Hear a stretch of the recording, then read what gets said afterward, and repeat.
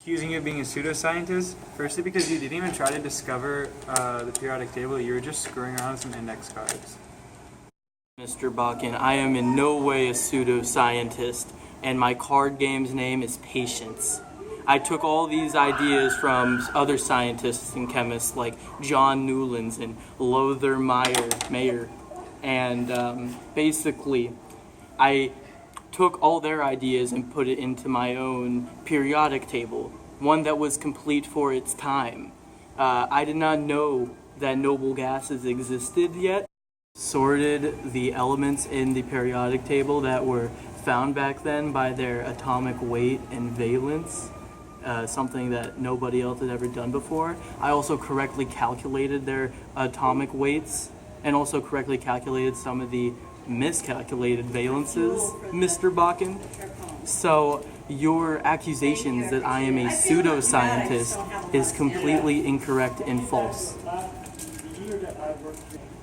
Firstly, you miscalculated a lot, and secondly, you didn't even find the noble gases. There's only 6 of them, and you completely missed over every single one of them.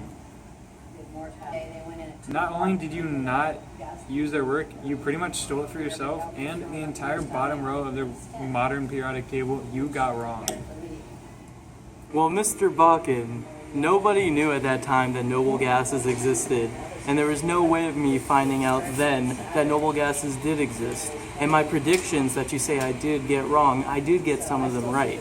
But they're predictions. They're not always going to be completely accurate. But I did get some of them right.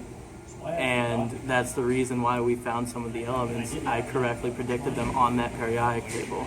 And yes, that periodic table was not finished, but all of the elements that I had that were known in that time period were on that periodic table. Go. I'd like to question your mental stability because back in 1876, you threatened to kill yourself over Anna Ivanova Popova. Mr. Bakken, I can assure you that my mental state is fine. Nothing is wrong with me. My research is 100% accurate and factual and is backed up by previous scientists and chemists' research, like John Newlands and Lothar Mayer. As far as the girl that you are talking about, Anna Ivanova Popova, I did ask to marry her, and I did say that if she refused, that I would kill myself. Thankfully, she didn't refuse, but that does not mean that I am mentally ill. I just really wanted to marry her, and was it morally wrong to threaten to kill myself? Why, yes, probably, but that does not mean that I am mentally insane in any way, shape, or form. My research is 100% accurate.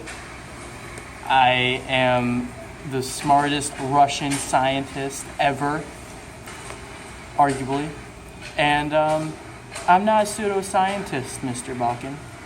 Alright, Mr. Mendeleev, after looking over your well-researched conclusions, we figured out that they're right. I guess you're not a pseudoscientist. You know what you're talking about. You're not insane. You have previous scientists to back it up. You're good to go.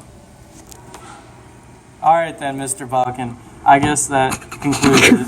I mean, I'm not a pseudoscientist, and I'm glad you think the same. I'm just gonna go now. So, have a nice day, and have fun being a prosecutor for other people. Bye.